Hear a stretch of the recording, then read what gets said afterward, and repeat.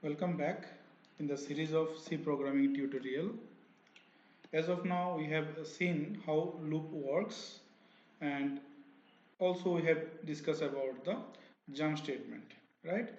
We have seen three types of loop specifically: for loop, while loop, and do while loop, right? Okay. And in this video, we're going to see how we can use nesting for loop to solve specific type of problem. So you need to be analyze the nesting for loop behavior to understand, because when you're going to discuss about 2D array, that is the matrix, here we're going to use nesting of for loop. Okay. So now we're going to discuss about printing patterns. I've used only 4 examples here, simple one. So let us first understand how this printing pattern works, because you can see it also come in the form of row and column. You can consider these are the column numbers. Okay, these are the column numbers, and you can consider these are the row numbers. So once you understand these printing patterns using this format, we'll go back to the 2D array again, 2D array to we'll see how it is works. Okay, fine. So now let us take the first example and see what we can do with this. Okay, okay, fine. So first of all, here this kind of problem, see what we need to do. This is, if this is my row and this is my row, we need to check row wise how many data we're going to print and what type of data we're going to print. Okay, so this is my row 1, this is my row 2, this is my row 3, and 1 2 3, yeah, 4 and 5 rows are there. In the first row you can see I'm going to print only 1 star, second row 2 star, third row 3 star, fourth row 4 star, and fifth row 5 star. So that means based on the row number we can predict how many times we need to print, how many times. Okay, how many times we're going to print this asterisk, right? So in the column 1 only 1, in column 2 we need to print 2, in column 3 we can see 3 asterisk, column 4 4 asterisk, and column 5 5 asterisk. So we can go with the either raw number, we can also okay with this, or if I go to the column number, row number, suppose row number 2, so similar number of columns we need to print. Okay, so remember, row will give you the access, okay, and column will give you the data. So in column we're going to print asterisk, right? So let us see this here in GDB compiler how we can build this, and then we'll see. So we'll use a for loop. How many rows? So we have 5 rows. Okay, so row will, here we'll take an example, row start from 1 and it increment by 1, right? So this outer loop can represent rows. Okay, RESENT. This is the outer loop, and inside this we'll have another loop. So now this will be our nesting of for loops, and this one will represent the each column. So it can represent columns. Okay, so now I'm going to take another loop control variable. I'll start with 1. Okay, and here you can see again, in the second row how many columns? 2 columns. Third row 3 columns. So that means here we can say that columns equal to row number. So that means my inner loop will be controlled by the outer loop. So how to do that? So j always less than equal to I. So that means now based on the values of I, we will decide how many columns we need to print or visit, right? We will continue with the j++. So I hope you understand this nesting for loop. This outer for loop will decide the number of rows. So we have 5 rows for this example. Okay, and the inner loop, that is the jth loop, we need to decide when it terminate. So unnecessary, we no need to print all the 5 columns each and every time. You can see first row 1 column, second row 2 column. So that means my columns under the control of row, so inner loop is under the control of outer loop. So in that case we can come up with the conditional statement j less than equal to I for the inner for the outer, sorry, for the inner loop which is controlled by the I. Okay, next. So let me just print the value of ij so that you can understand how it works. Then we'll print the asterisk. Okay, so it is going to print the value of I here,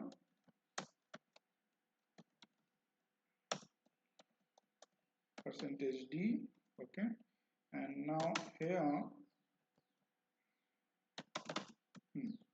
it will print I, and here it's going to print the j. Okay, done, fine, j. And once I finish a particular row, I have to move to the next row. So see, outside of the inner loop, I have written the backslash n. Okay, so let us check here. So now see how it is works. Sorry, what is the issue?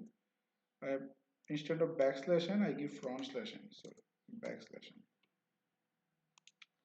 Okay, now see here. Okay, let us try to understand how it is works. Okay, see the output here. Initially the first row executed only below the I, and based on that how many columns I get? 1. It's moved to the next row, so I equal to 2. So now here you can see how many columns I get? 2. I equal to 3, how many columns? 3. I equal to 4, how many columns? 4. Then I equal to 5, how many columns? 5 columns. Okay, so now I can change this. I hope you understand the nesting for loop. Okay, and now we can print the asterisk instead of this j. So let us print the asterisk. Okay, if you want to give a space, you can give. Now let's run it. Okay, everything get printed properly. Okay, so you can again check here. In the first row I print only one asterisk, that is the requirement. Second row I print 2 asterisk, third row 3 asterisk, fourth row 4 asterisk, and fifth row 5 asterisk. Right, this is the simplest program that I have taken. Okay, we'll solve the complex pyramid later, or patterns. Right, fine. So now let's move to the next question. I'll provide this source file into the link as the description of the video, so that you can practice other pyramids or these sample programs, right? Okay. Next we're going to see, suppose this stuff. Okay. So let us first understand how it will work. So previously we print asterisk. Now we're going to print the number. So that means either I need to print I or either I need to print j. Okay. So you need to keep this point in mind. Either you're going to print I, or you're going to print j. So you need to check what we need to print. So look at here first. This is our row started from 1, row started from 2, row started from 3, row started from 4, and row started from 5. If you look at the what we are printing here uh, row, okay, row number 2 times, uh, row number 3 times, row number 4 times, row number 5 times. So this is our column, right? Okay, so in the first column we need to print row only 1 times. In the second row we need to print up to 2 columns the value of I. So what is the value? From here you can, I hope you understand now. It will going like this now. I equal to 1, 2, 3, 4 and 5. So first of all here, if we are getting this value, so you can do what we are printing here. We are printing here I. Okay, next loop I. Okay, next loop I. Next loop I. Next loop I. We are generating these values from I. But how much time that going to be print? It is decided by whom? By the inner loop. Okay, as we have solved this problem, decided by the inner loop. Okay, so let's now go back to the same code. Yeah. Okay, let me just put this first pattern in comment.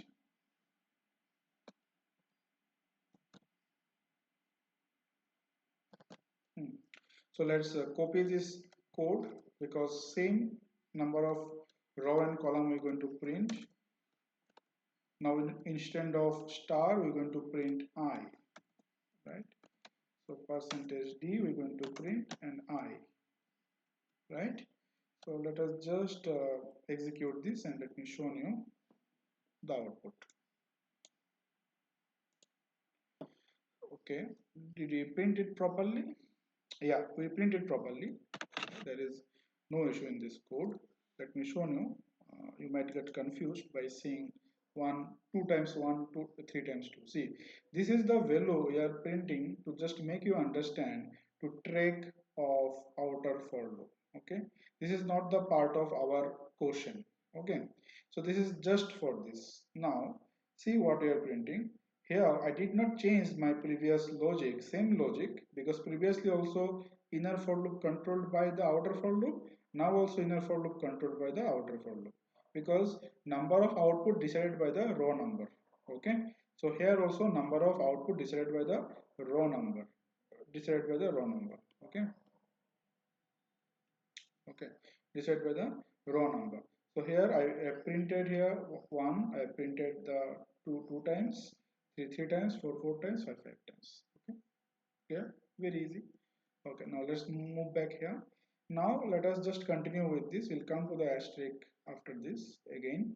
So now see, previously I get the value from I. Now here again, so I will come in this form now. 1 2 3 4 and 5. So are you printing I this time? No, I am not printing. See, every time the column, I print the column. I need to visit the columns and print the columns. So first row, how many columns? Again one columns. Second row, how many? Two columns. Third row, three columns. Fourth row, four columns. Fifth row, five columns. So now what are you going to print? Now you're going to print J instead of I. Okay, because the value need to be always started from 1 and go up to the row number, up to the row number. So whenever you're going to print up to the row number, that means your inner for loop is under the control of outer for loop. Okay, because my outer for loop is controlled by I, so I cannot print here because it's already done. Here in this case I have to print from the column every time from the first column. Okay, so now go back to the same code, just clean it. Okay, finish the outcome here. Fine. I'm just going to put this stuff in comment again. Okay, now copy this code. We have already copied it, right? So this is controlled by the row. Okay, and now I hope you understand. So I'm removing this printf I statement. Okay, so now this time I'm going to print J. Okay, because every time it starts from 1 and up to row number. Okay, so I'm going to print J, and how to print J, percentage D, sorry, and now pass the argument. Run it and check. Okay, now see, we get the exact output 1 1 2 1 2 3 1 2 3 4 1 2 3 4 5.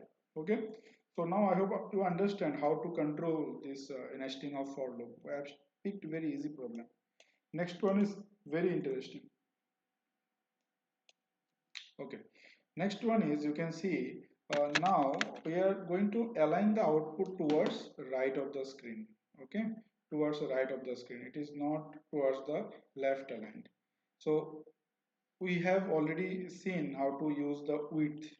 Okay, percentage WD.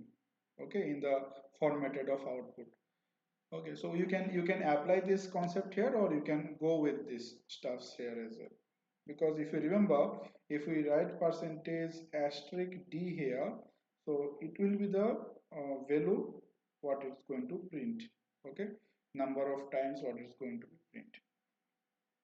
Right, so every time window is 5. Okay, every time window is 5. See, 1 2 3 4 1 2 3 4 5 here also 1 2 3 4 5 1 2 3 4 5.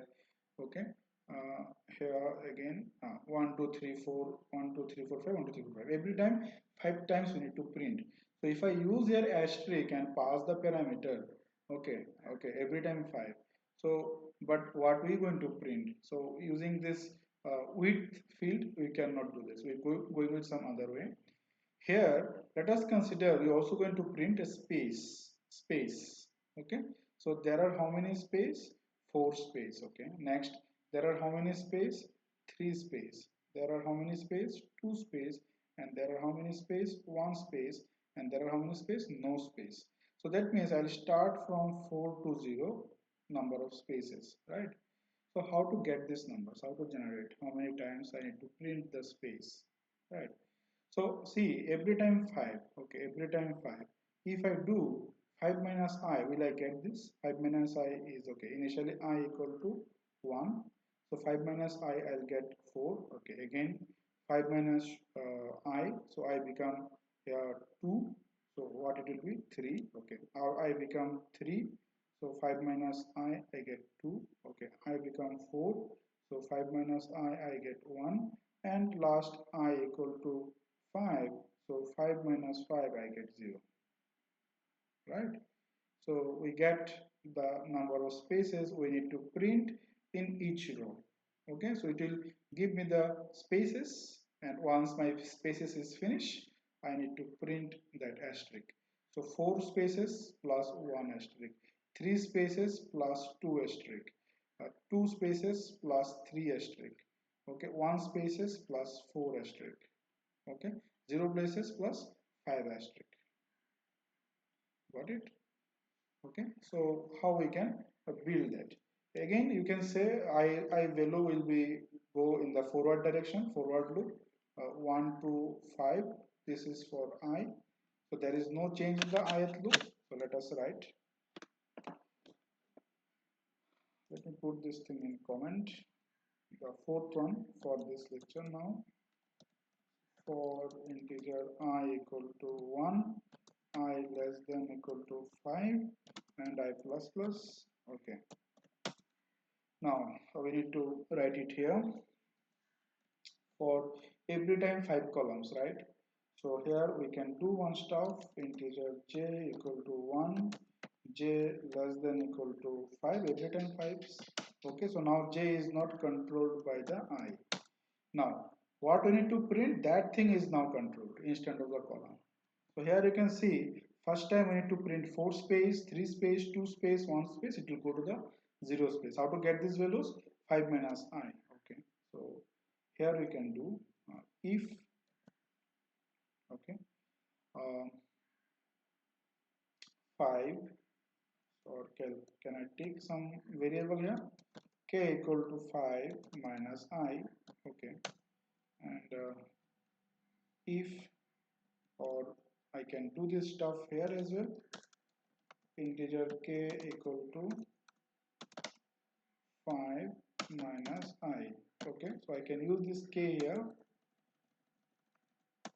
Okay, so now, so k will be what? K will be 4, 3, 2, 1, 0, like that. So if k is greater than 0, what we need to print? We need to print here space. Okay, if and then k need to be minus minus. And if else case, if k is remain as 0, okay, k is equal to 0, in such case we need to print what? Asterisk. Okay, so let's print here asterisk. We need to use the space. No, for asterisk we no need to print any space here. Asterisk. Okay, so once you finish the printing, what we need to do, we need to move into the next line, backslash. So let's see this. Okay, got it. So we get the output here. Okay, we get the output, there is no doubt. Clear? Once if you put the space after the start, pattern will change. You can see the pattern is changed, another way, another pyramid. Okay, just like triangle shape you can do.